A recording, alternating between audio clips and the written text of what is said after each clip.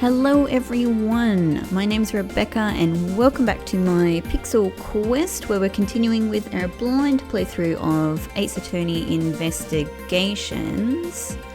And we're coming into this episode on a victorious note. Like, we're doing really good. Listen to the music. It's telling us we've done something good. We're doing it. We're being a great prosecutor. And we're about to elaborate on why. I found it, Francisca. I found the real murder weapon. We're so chuffed with ourselves. Oops, wrong button. We're so chuffed with ourselves. Hang on. Back. There we go. It's totally on the wrong screen. You did? He really jumped. We didn't realize it until... So, in the last episode, one of my favorite things so far has been the LeBlanc character, and he's proven to be full of so much comedy entertainment. And one of my favorite things that he did, as we saw in the last episode, that led to this momentous realization for Edgeworth, is he just completely comically fell over the railing. It was just so funny the way it happened. It was just so funny. And they paused his like rolling potato sack body in mid-air and kept him hanging there while Edgeworth had all kinds of flashbacks and realizations, and then slammed him on top of one of these big pieces of cargo that are obviously really important. Anyway, oh my god, it was so funny. It gave me such joy. Okay, so that's what Gumshoe is sort of fixated on right now. Okay, Edgeworth, we didn't realize it until now, but the answer has been right in front of us this whole time. I mean, many things have been right in front of us, so... This is so... He makes so much sense. He might be hurt. We should go check on him, sirs. Exactly. What are you guys doing? This old man, like, he's not young. This old, out-of-shape man has just seriously fallen over the ledge. You know, a fair way. You know, I mean, if we're implying that this was a part of how the other guy died, like how our Interpol, you know, victim died, then the same thing has just happened to someone else. Like, oh my god, it's great. There is that pompous attitude of yours again. You should learn to drop that habit. This coming from a prosecutor with a habit of whipping everyone she comes across. Anyway, if you really are a prosecutor, then you'll back yourself up with evidence. You two aren't listening at all, are you? Come on then, show me this real murder weapon you speak of. Well, I don't think I have evidence to show. I just looked at it. I don't have any evidence to show you. Foolish reasoning for a foolish fool from a foolishly foolish fool meant to fool me. There we go. That's a Franciscaism. What do you mean by I don't have any evidence to show? Perhaps I should have phrased it as that which caused Agent Hicks's death is incorporeal. Ooh. Forgive me, but I do believe I have figured out what was the cause of death. Freefall, right? That's... The victim fell from a great height and subsequently died as a result. In other words... Oh, so... Actually, is it that he didn't fall onto that... Yeah, of course. He didn't fall onto the thing that's there now, the cargo, the tall cargo that's covered up. That has probably been moved there in place to cover up the real crime scene. So he probably fell the whole way. Lucky for our LeBlanc. In other words, the real cause of death is free falling to the ground. He fell to his death? Yes, this is the only plausible possibility. The victim has extensive bruising on the back of his head and his back, and the only rational explanation for these injuries is that he fell to his death. But the murder happened inside this plane. I know. Are you claiming that there is some place in this plane from which he could have fallen from? I mean, it's right. It's right in front of us. It's as I said earlier. I mean, this room is enormous. Has it not occurred to anyone? The answer has been right in front of us the entire time. You can't mean... Yes, I do. The victim fell from the top of the stairs to this very cargo hold.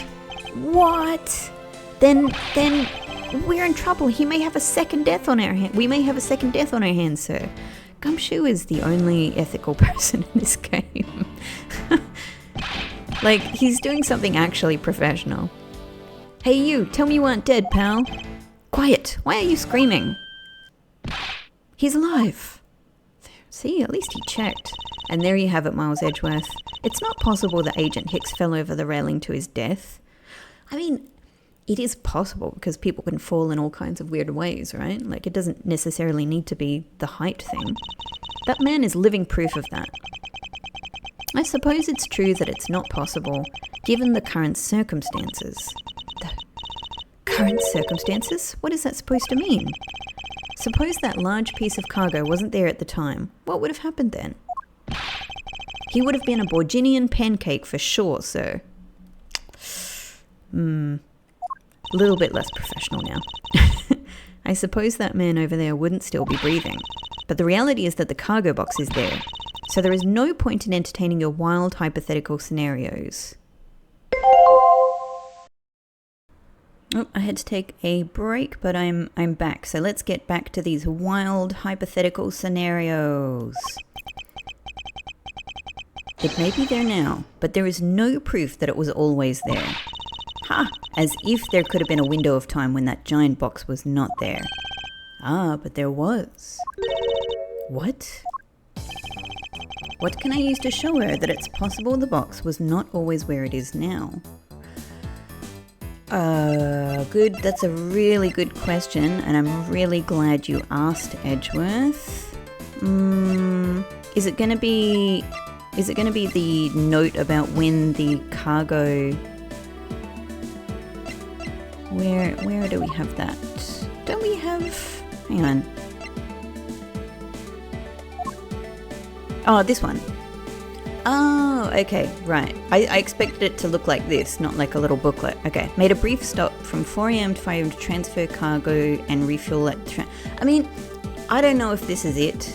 It may be it. To be honest, this seems very thin to me if this is it, because, you know, like, we don't know if it was like all of the cargo was transferred.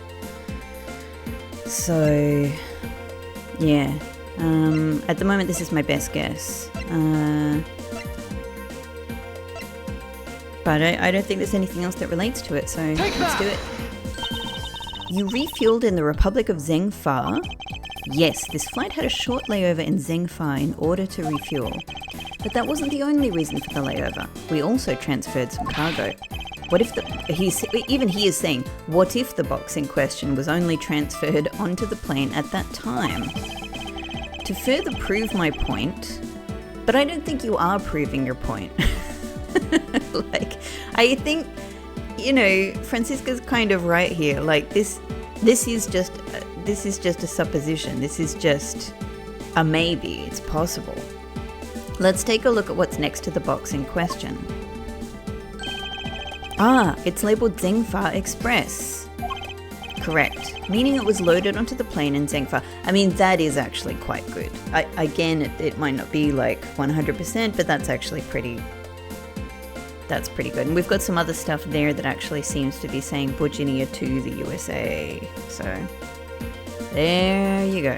That you've tightened your argument, Edgeworth, I've got to say. Now, what if the box in question was also loaded on at the same time? It would mean that the box was not here in the cargo hold during the Europe to Zhengfa leg of the flight.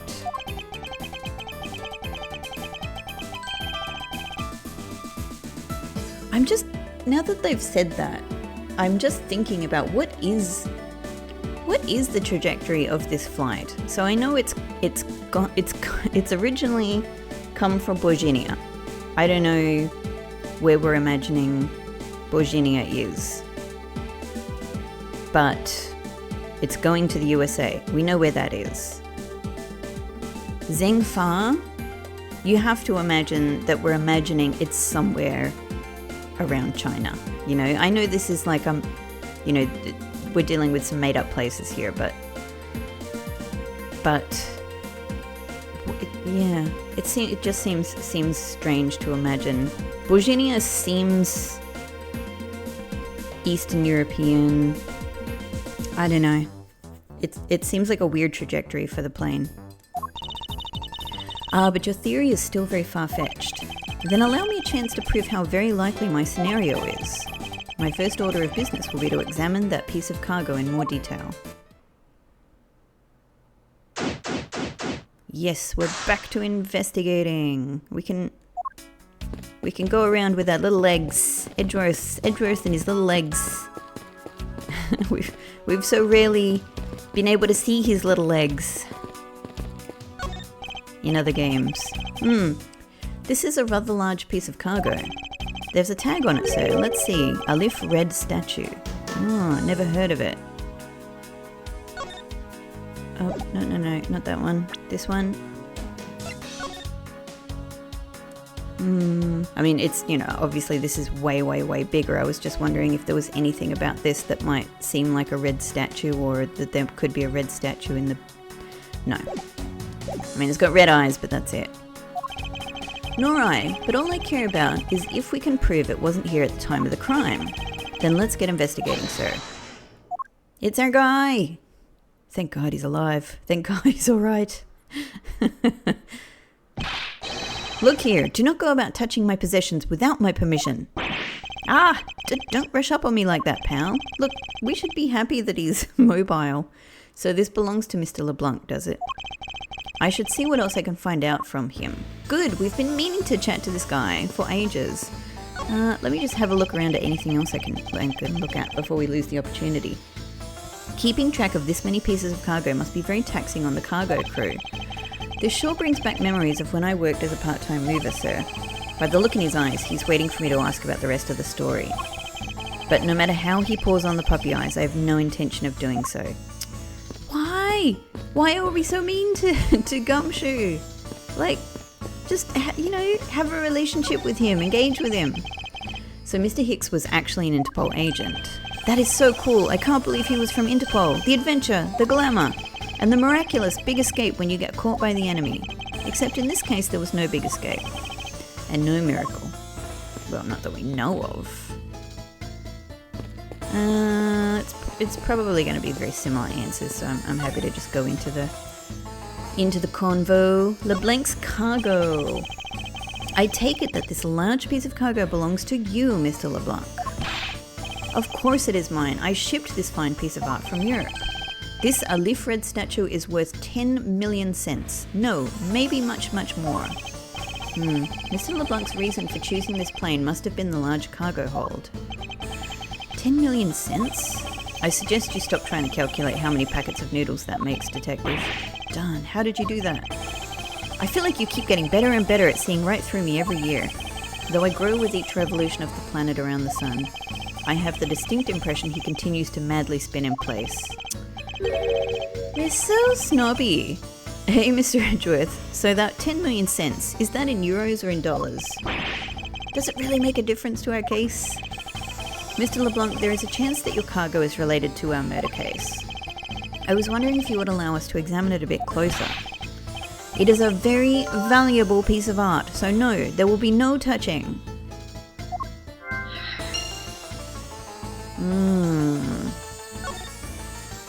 Well, if he is being used as a pawn to transport something that somebody else wants to transport, he's kind of perfect because, in a way, you know, he guards these things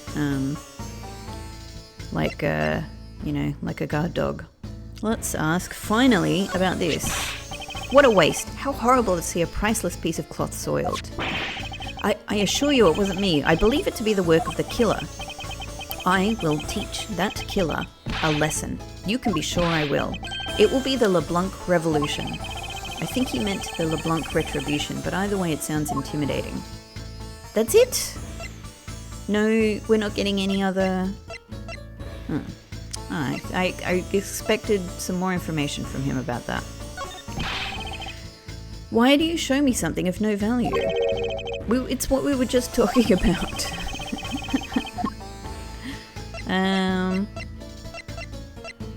Have we got anything else that we haven't asked him about? No.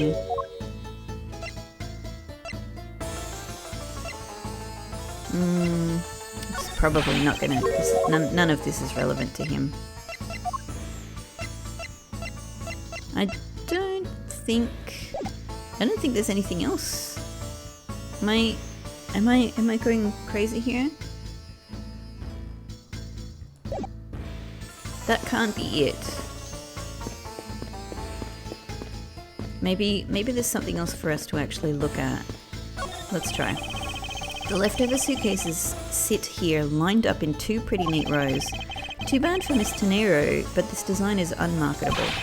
I'd buy one if it was cheaper, sir. Do you think they'd sell it to me at a discount? Oh, or why don't they sell them in the airport and have a bargain basement sale? Buy one, get one free. If you win the raffle, you get one more for free. How about these ideas, sir? I think if they did that, everyone would lose. Yeah, and also buy one, get one free really isn't any kind of discount. Like if you didn't want 2 in the first place. All sorts of boxes are piled up here. This one says flammable, and this one, it says pharmaceuticals. This one says for exorcism use only. Just what kind of operation is this airline running? I guess it's general cargo. If you spot anything off, you come and tell me right away, okay, pal? Roger, sir. It's rather unusual for Gumshoe to be so direct. You must outrank this officer. Well, of course he does. He's a detective. If you run into any trouble, just leave it up to me, okay? Yes, sir. Ah, watch out, Detective Gumshoe. Ow! Scruffy! I think your ego is in need of some deflating. I was following in your footsteps, sir. I want to try patronizing my subordinates. Cruel and unforgiving to the detective, even in front of his own subordinate. Here we see the cycle of abuse perpetuating. Poor Gumshoe, poor Gumshoe.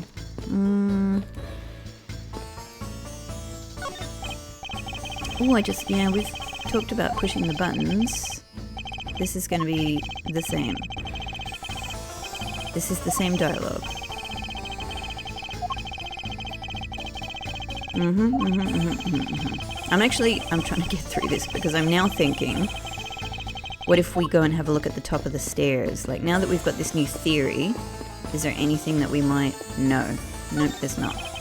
Good job, officer. Mr. LeBlanc is certainly not an easy person to hold back.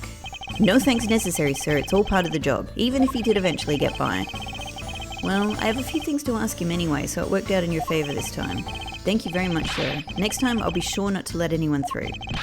Even if it takes my life in the process, sir. Jeez, that's honestly, I don't know. It's going a bit far in the situation.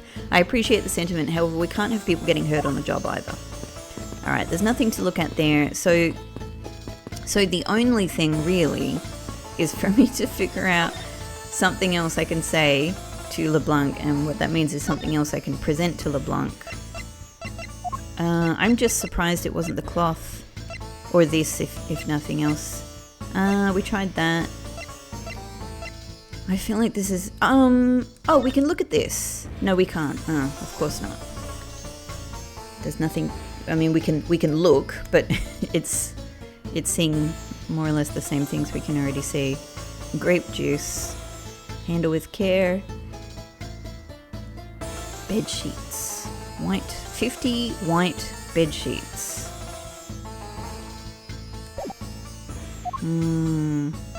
Well, we have a slight update to this. Nope.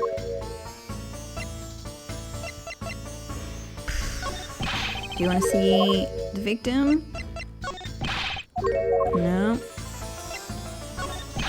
Nope. I mean, I can't see how anything here would be of interest.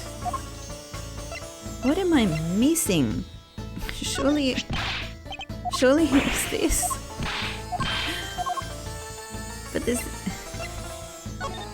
Am I missing something on this cloth? I've already looked at it. There's nothing to look at apart from what it is. Let's see. Whoa, we zoomed in and the music paused for a second. Is that really hard for you, game? Okay. Well, I'm pressing the buttons and actually sometimes it's not working, so it does seem to be a little bit of a challenge. But no, there's nothing else to look at there. You know, we've tried this. Well, he does say, sorry, I realized, let's just show him something, let's just show something random. Ah! I meant for this to be something random because I realized that what he was saying was show me the bread. And I just wanted to look at his message again to think about what would work. But the something random has actually resulted in some kind of progress, perhaps. Ah, so you are finally paying my wasted money. Sorry, but there is absolutely nothing inside this wallet. How dare you? You are wanting to trick me. I will sue for fraud. Mr. LeBlanc, are you seriously considering a courtroom tango with me? I hope not, but in case you are, there is a certain lawyer I can introduce you to. Do we just show him our badge? I can say you have the guts to show me a piece of art at this time, but from a single glance I can already tell it is mostly worthless. This has much more value than a piece of non-art, I assure you. You look like you have something to say. Perhaps you are thinking like casting pearls before swine. He actually hit the nail on the head for once. Okay, in that case, do we have a connection to make? Oh, of course, we did get the valuable piece of art updated. I forgot about that. There we go. That must be that. Connect. Ah, I should have thought about that. I did note that like they updated something, but yeah, I just got caught up in what was immediately in front of me. If Mr. LeBlanc has something to do with the smuggling ring, then it's possible this fake statue was brought on board in Zengfa. I think I need to question him a bit further. I'm kind of inclined to think that this guy is not sneaky enough to be involved in the smuggling ring. I think he's a pawn, but we'll see. We shall see, Mr. LeBlanc. About your statue, Mr. LeBlanc, I wonder if it might be a fake. What? How dare you say my art is fake? I suspect that your statue might be the target of an international smuggling ring. Don't say such fantastical things, those thieves would not dare. I have the certification of my cargo right here. Do you mean the cargo certification document? Mr. Zinc LeBlanc, why didn't you say so earlier? Please show it to us at once.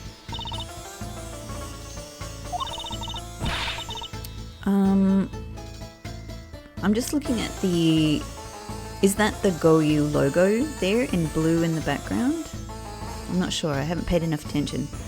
I can't read this. What does it say? It says as plain as day, the cargo was put onto the plane in Europe. And there you have it, Miles Edgeworth. Too bad for you. This statue was brought on board in Europe, just as it states in the certificate. No, that's... Yeah, but it doesn't mean that when the new cargo was being transferred that something couldn't occur. You know, like even the killer could have just hidden here. Which means that there never was a window of time in which the statue wasn't sitting there. But maybe it has been moved. I respectfully disagree. We can't discount the theory until I see the statue for myself. Then you can have your wish. Look at it yourself and see I am right. Oh, it is... It is the same statue then, except a definitely smaller version. And it has kind of yellow eyes. This, I know I've seen this somewhere before. This is the Alif Red. It gives off such a feeling of art. I can practically smell it. This statue. Anyway, it was just... Why is this only, being talked about as art? You know, like most likely it has, you know, historical heritage value and all of that sort of stuff. Anyway, this statue has a high amount of historic value. After it was unveiled at a museum in Europe, I brought it to this country to exhibit it. I believe a closer look is warranted here. Well, there we go. That was closer. We're standing closer. So this is the infamous Alif Red statue, What is it, Mr. Edgeworth? Did you find something? There's something wrong with this picture. We should examine it in more detail. Oh, we got some deductions. So when we say wrong, I mean, obviously we've got more to look at, but like, well, this is wrong then, right? Because, no, this, hang on. This is covering this thing over here. And this we've presumably just taken off so that we can look at it. So maybe that's fine, actually. All right, let's look around. So this is the Alif Red statue. I swear I've seen this somewhere before. No wonder this thing is worth 10 million cents. Look how it sparkles, sir. I wouldn't call it sparkling, detective. Maybe more along the lines of dully shining. That is a weird phrase. What's this? This statue looks like it's stepping all over its neighbor's cloth cover. I didn't notice that. It kind of resembles its owner's attitude in a sense. Ho ho. You, what did you said now? Further, my clothing's hem is not being stepped on by anyone. It's too expensive for me to allow that to happen. Please forgive the trespasses of my subordinate. Why should I forgive if the dress passes? Unless it is an expensive dress, you keep it. Okay. Well, that's, like, this is an interesting point, but I don't think we've got anything to deduce here. What we have, let's look at the eyes without deducing. Are the eyes made of some sort of gem? That's a real nice shade of orange. For a sec, I couldn't even tell they were jewels. Oh, but they kind of remind me of the eyes of this stray cat that lives near my house.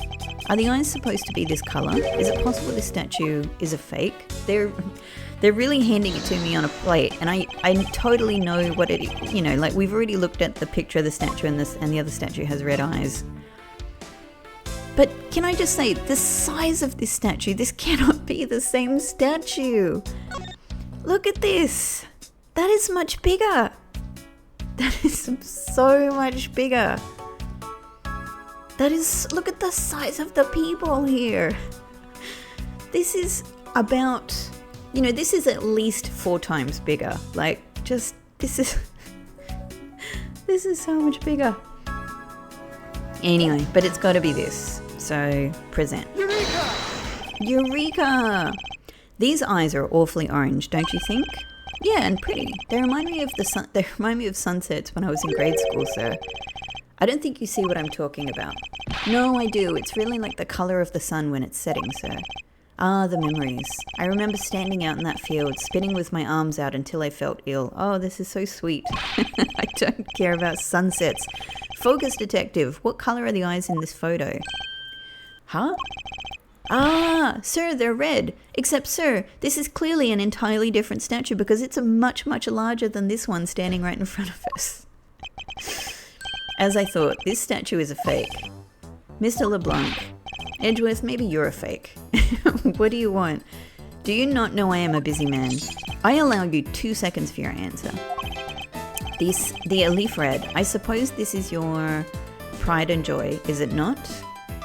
I was just rearranging the word Alif in my head and it says fail. What about if I can, is there anything I can make out of the whole?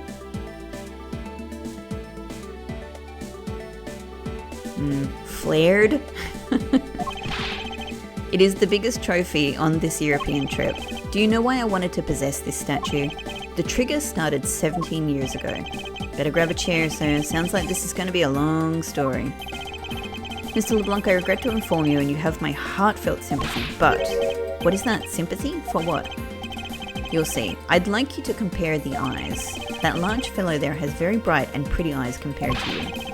I wasn't talking about the two of us. I meant the eyes of the statue in front of us and the one in this photo. Why the sudden yelling? Now then. Oh!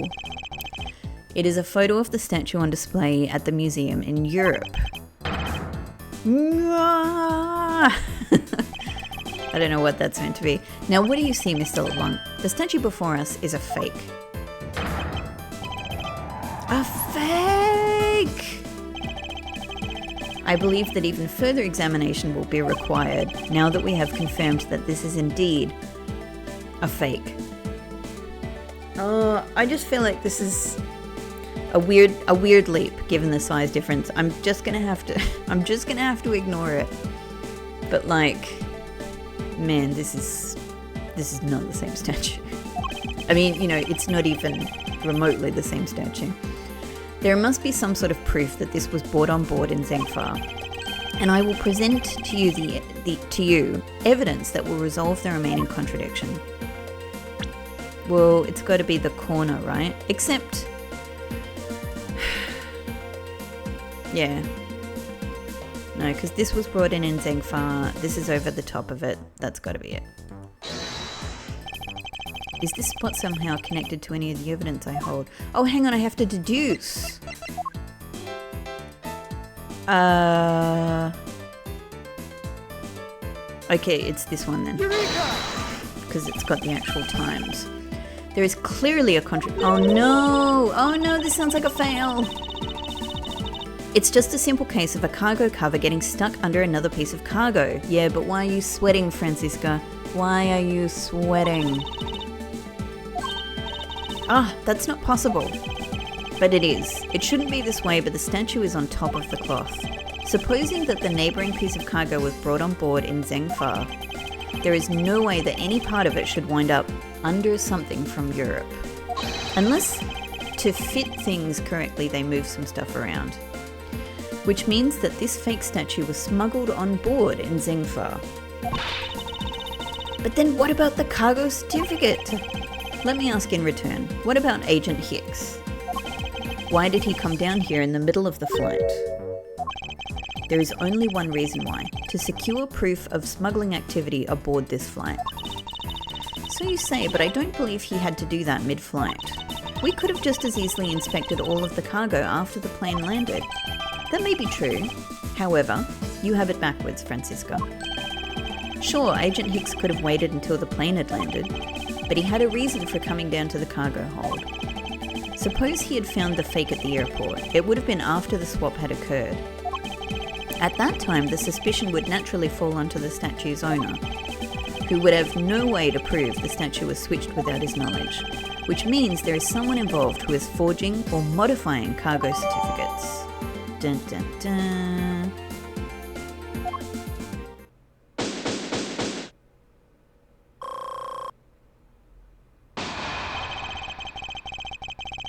Okay, alright, fair enough. I understand that they're saying that this statue was brought on board in Zengfa, and that the certificate saying it was brought on board in Europe is a fake.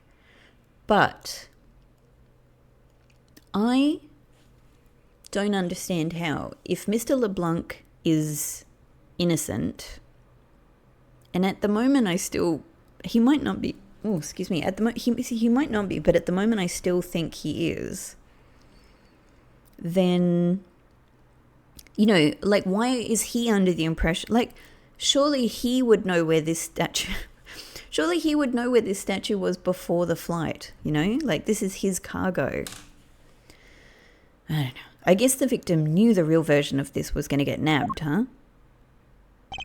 Yes. While this photo could be seen as nothing more than a simple souvenir,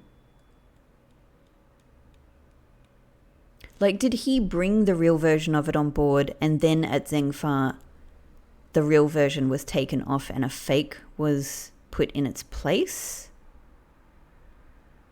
I mean, I guess that would work out fine. That's how you would smuggle, or steal rather. That's how you would steal a piece of art. It was in fact taken to be used as a reference document later on. Next, Agent Hicks had to secure proof that the smuggling had taken place. He came down here to take a picture of the cargo hold, a rather empty one at that, right before the fake statue could be loaded on board. A photo of the hold missing a valuable piece of cargo would have been proof enough. Hang on, so they're saying that no such statue at all was put onto the flight. From Europe, from Borginia. So that this statue must have been stolen before the flight. But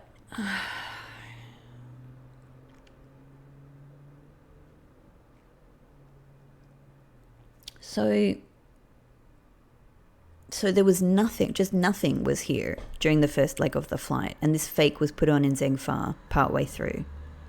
But then, like, I suppose in a sense, like, at least some of the key criminals here are just in Borginia. They're just in Borginia with the statue. Anyway, a photo of the hold missing a valuable piece of cargo would have been proof enough. After that, all he had to do was hold the Zhengfa cargo crew and arrest the smuggler.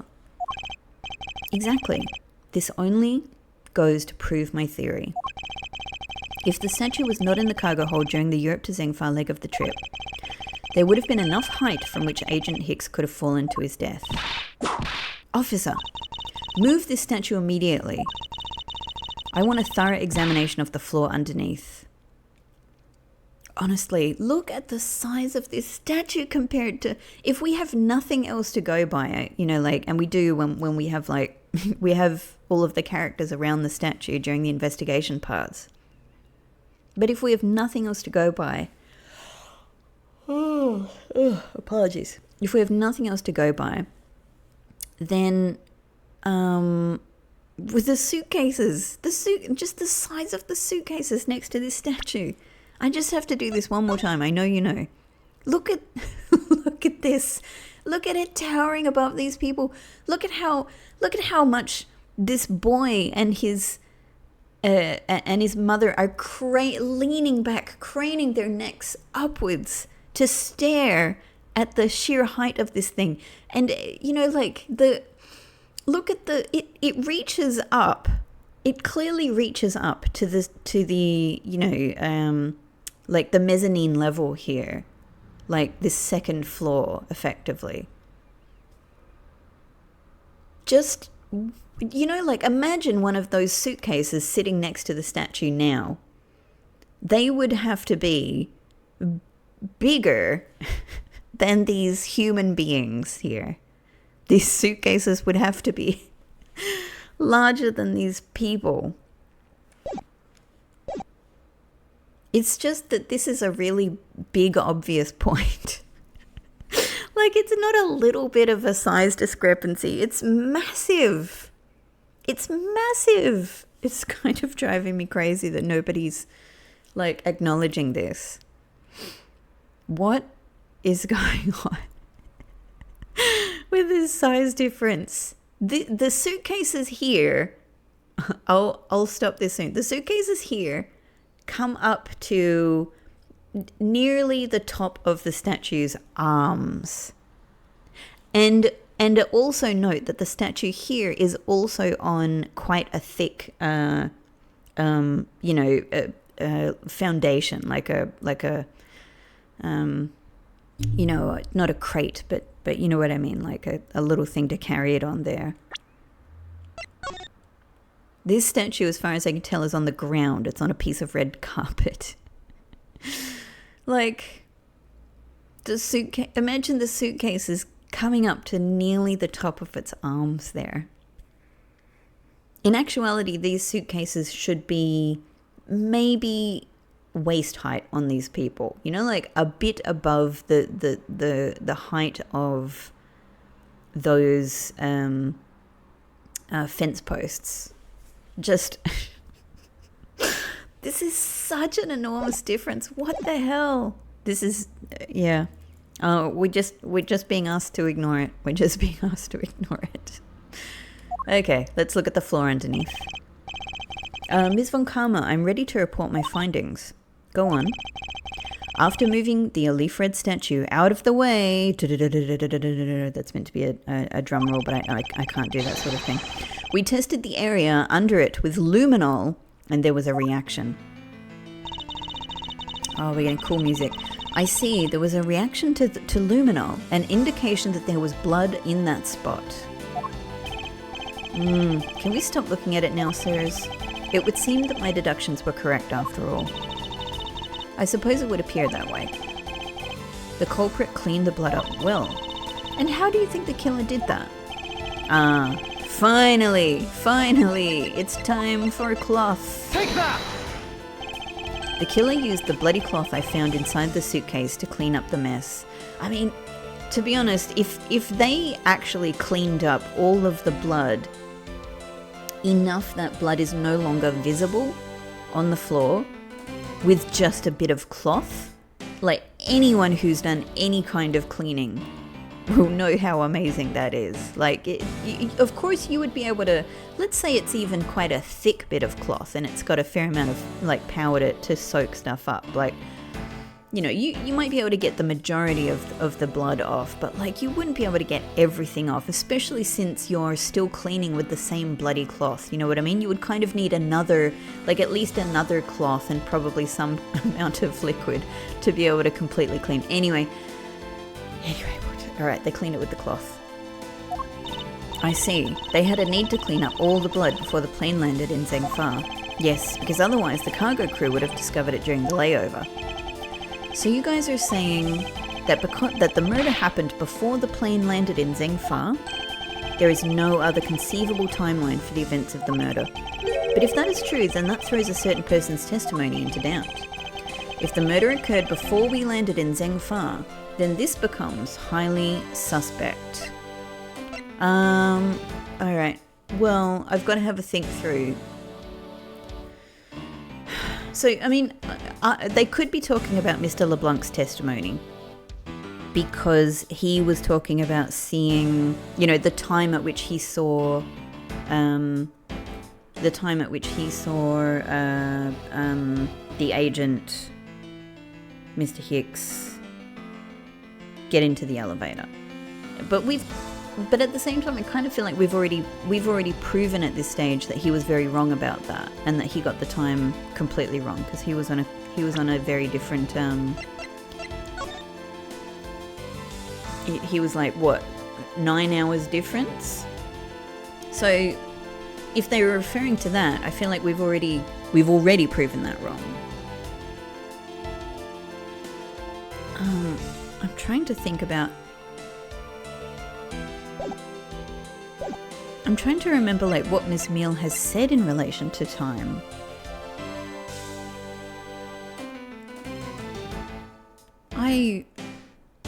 I really can't.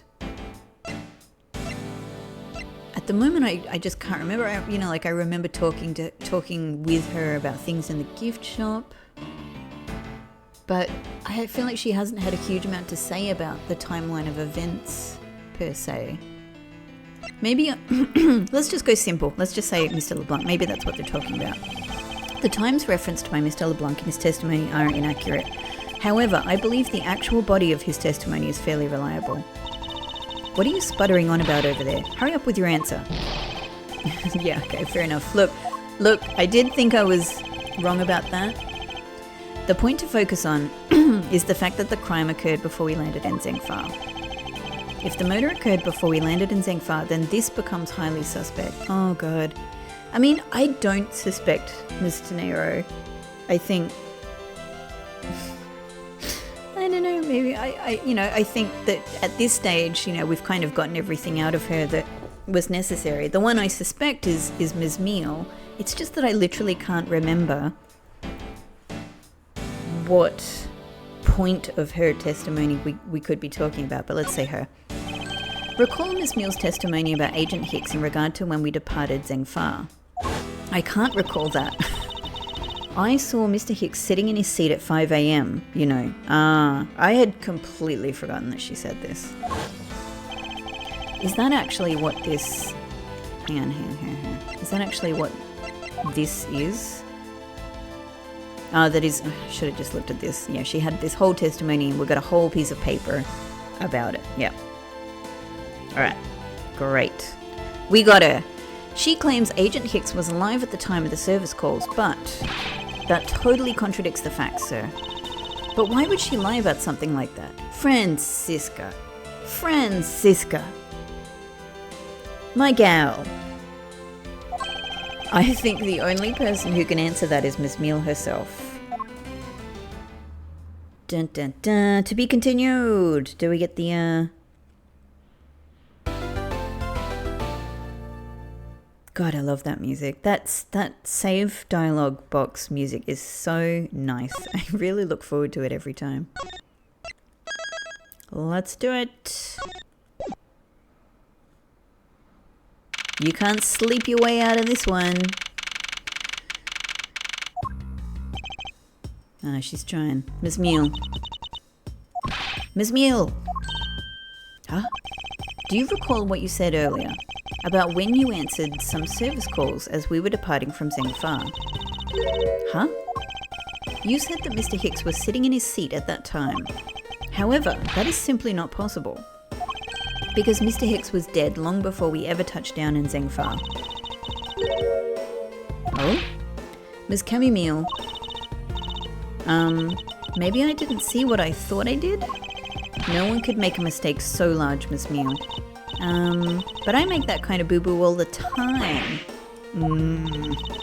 This is going nowhere. There must be a better way of resolving this contradiction. Very well. Miss Meal, if you please, tell me about your alibi during the time span. From just before we were to land at 3 a.m. and 6 a.m. when the body was found. Are you telling me I'm a suspect, Mr. Edgeworth? Girl, you've been suspect the whole time.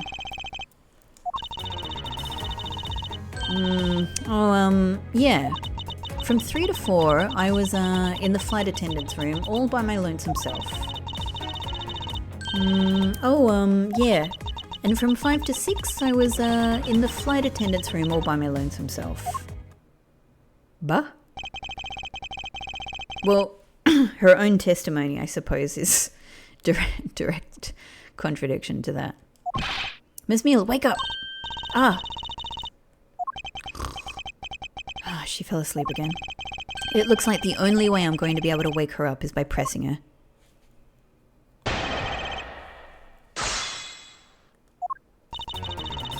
Yeah. From 3, yeah, okay. So what we have, I believe, is related to the What if we press this? Oh, no, wrong one. Press. Hold it! Miss Meal, how many times do I have to repeat myself? Wake up! Oh, I'm awake. Yeah. What did you whip me for, sir? Oh, what did I miss? A poor detective being on the receiving end of a lash in your stead. Really? Sorry about that. You can make amends for that by continuing with your testimony. And from 5 to 6, I was in the flight attendant's room. Guess what, Miss Meal? Here we go. We've got your own testimony here. Miss Meal, your testimony stands in clear contradiction to this piece of evidence. Wake up! This is a very critical point we're discussing here. We seem to be in need of an alarm clock here. Yes, if you please. Sure, to wake the one who gave such a sleepy objection, Miles Edgeworth. I guess that wasn't it. Oh man. I mean, admittedly, I feel like she has already said, I was just wrong about that. So, alright, so maybe it's to do with the flight attendant's room then. Or, I wish we would be clear about like what time scale we're using, because we've already established that there's kind of 2 going on. Is anything related to this? From 3 to 4, and which 3 to 4 are we talking about here? 3 to 4, 3 to 4, well, it could be this earlier 3 to 4.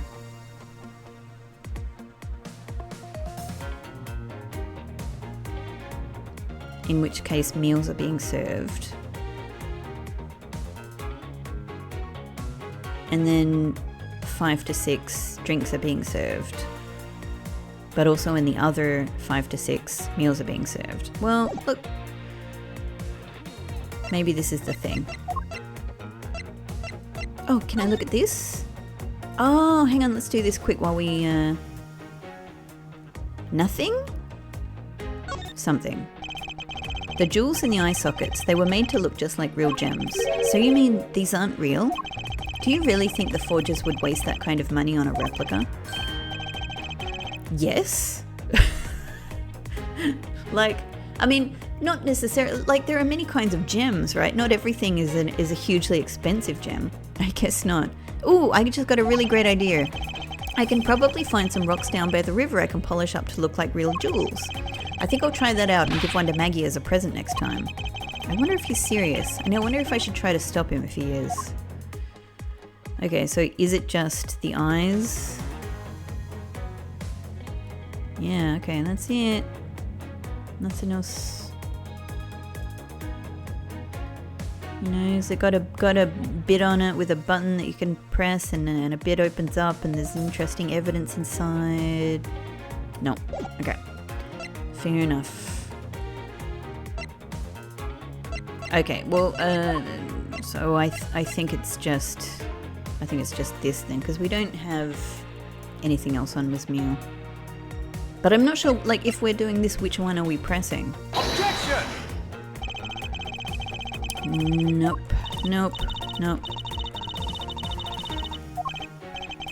Yeah, and also the problem is it doesn't say, like, you know, which flight attendant is doing these things.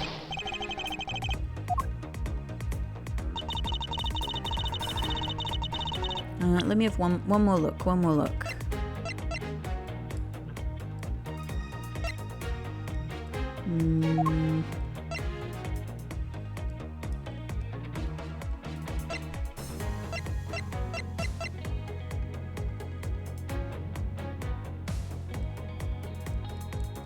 Because, I mean, this is...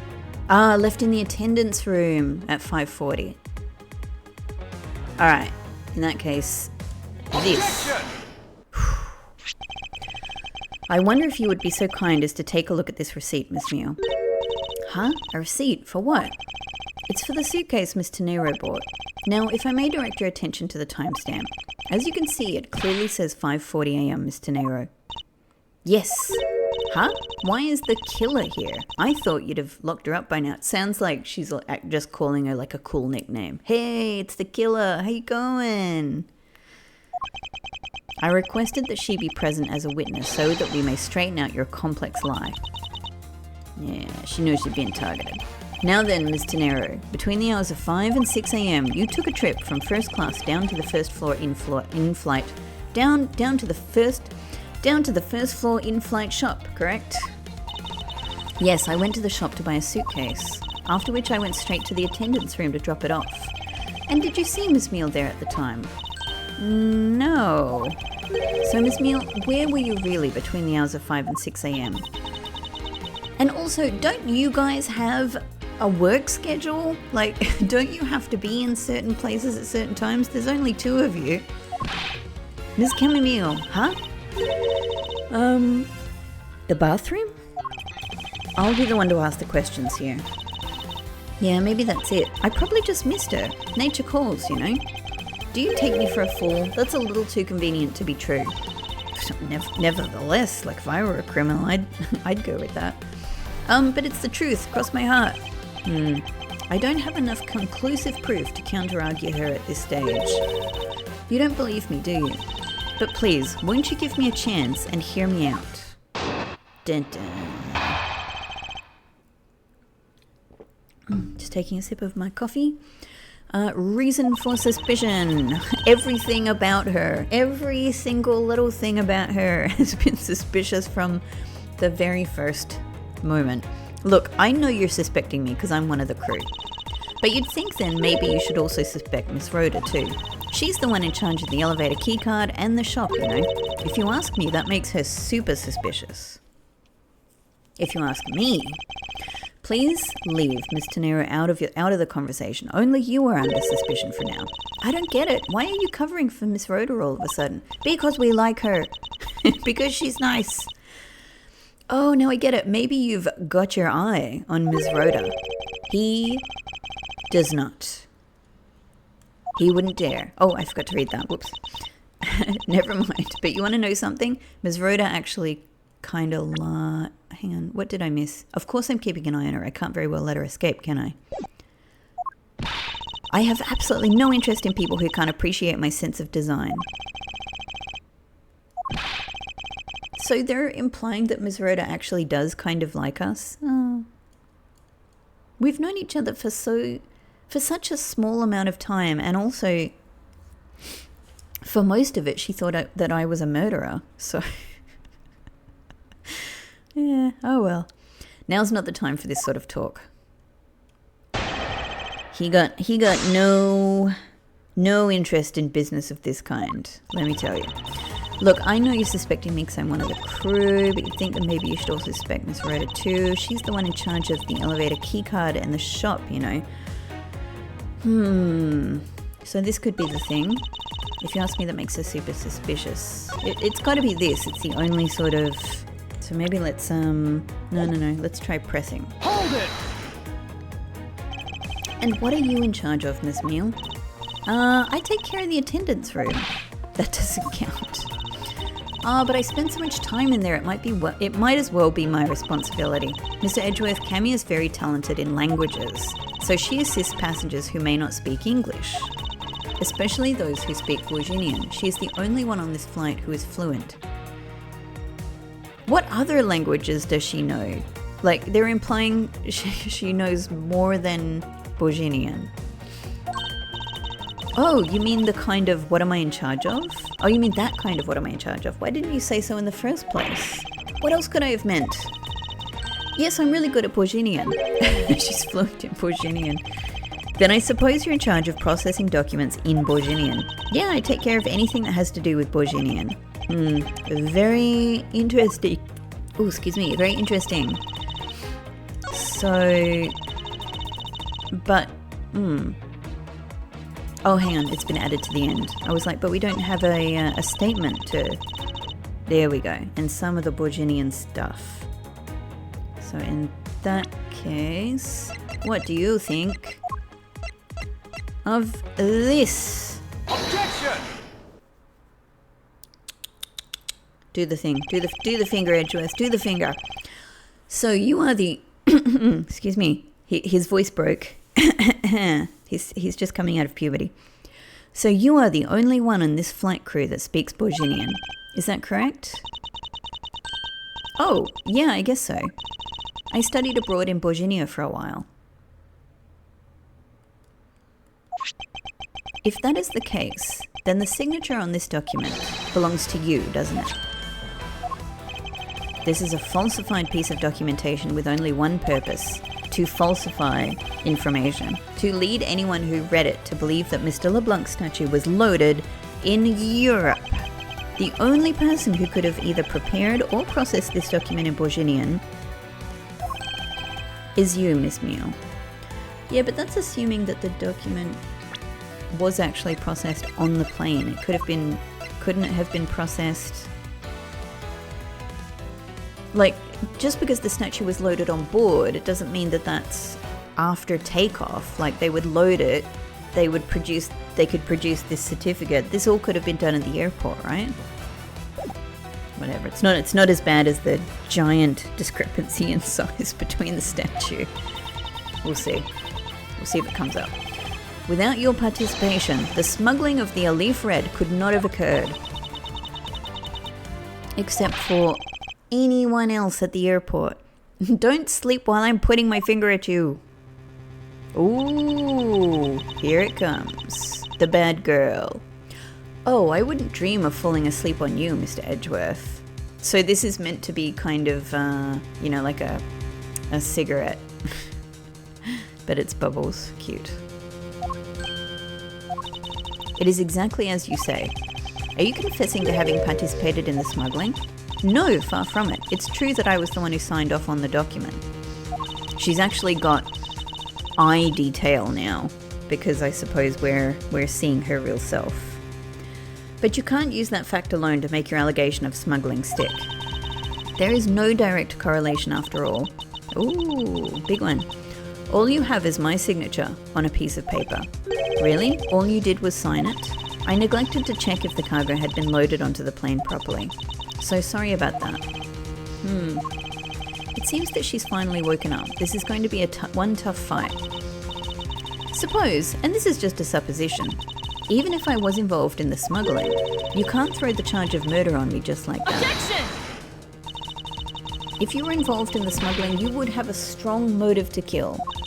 Agent Hicks was in the middle of an investigation regarding a smuggling ring, and just when he was about to close in, he's killed by a member of that ring. Well, did you ever stop to think that maybe Rhoda is the smuggling ring member? After all, unlike me, Rhoda has access to many things on this plane for work purposes. Ooh, she's angry. So perhaps there is some element of a setup at play in this case. What are you talking about? Don't worry, I wasn't talking about you. I meant the killer. First it was myself, and now it's Mr. Nero who is under the microscope. Seems to me that our killer is going to great lengths to pin this crime on anyone they can.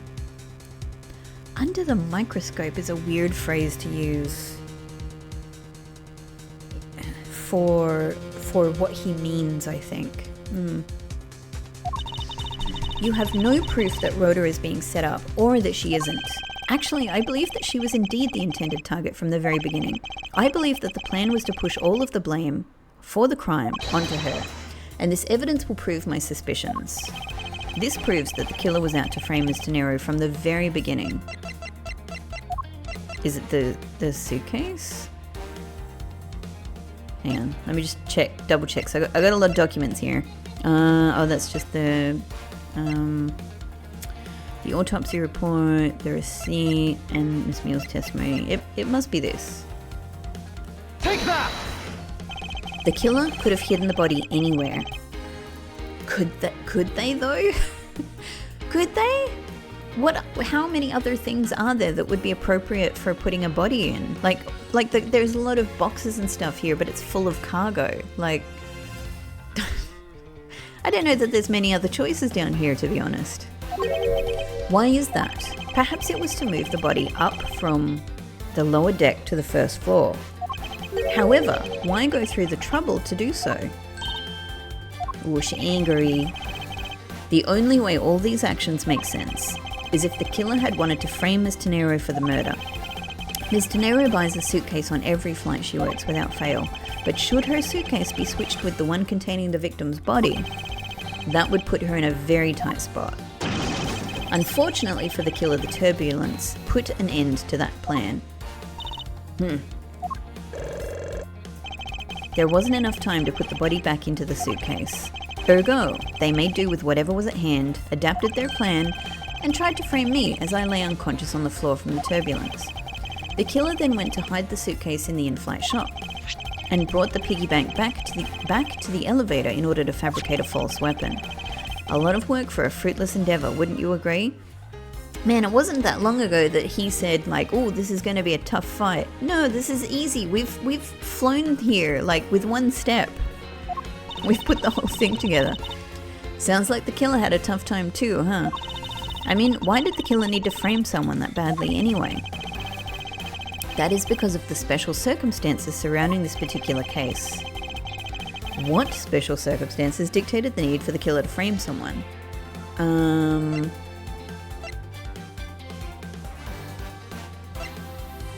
Well, let me have a think. So Interpol guy chasing after the smuggling ring. But that doesn't seem like it answers the question here. When the murder took place, that's kind of what we've been arguing. So that makes sense. I think it's just this is already our argument, right? The murder took place before the movie was scheduled to go on. Around that time, almost all the passengers had returned to their seats. Therefore, the killer had to choose someone who was not at their seat to frame. Yeah, okay. That makes a lot of sense. I didn't quite think of the movie angle, but yeah, there you go. Isn't that an explanation for how the killer chose who and not why they had to? Oh, well, I thought it was best to start from there. If you're going to talk about completely unrelated matters, do you mind if I take a nap? Hold on, I'm just getting to the meat of my argument, okay?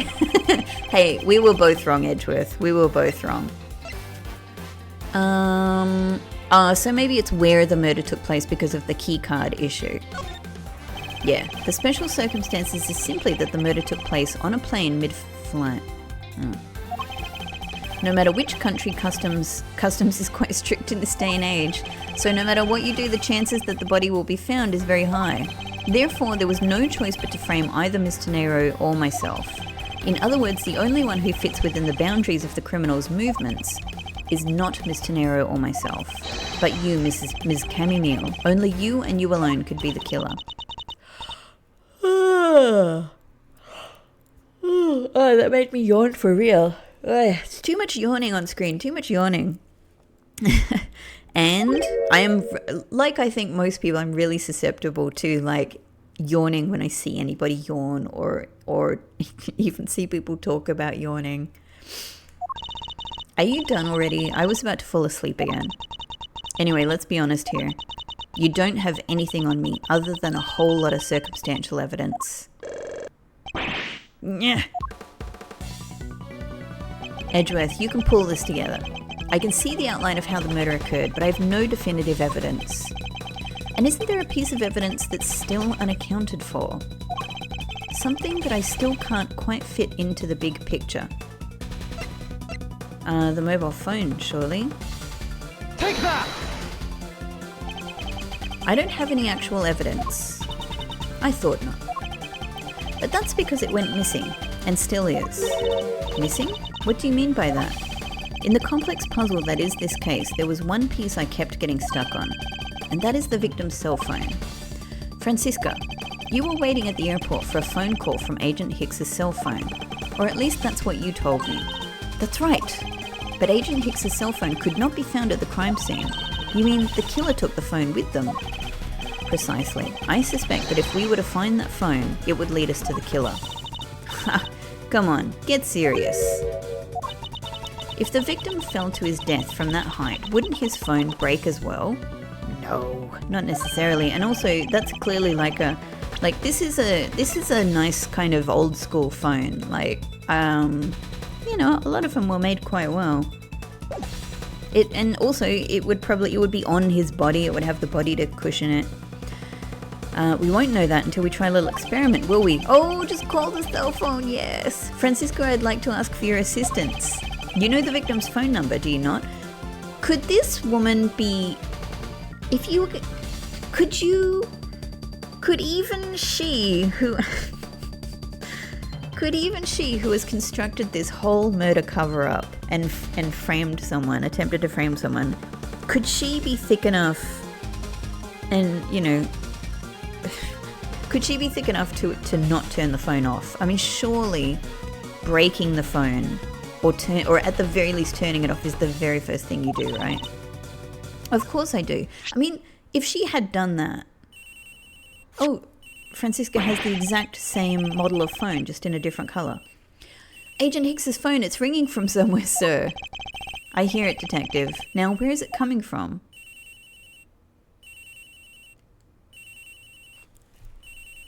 Oh, I didn't... So we're actually... Hang on.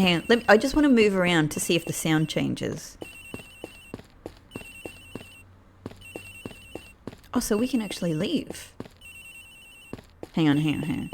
I mean, we've first got to talk to her, right? Oh.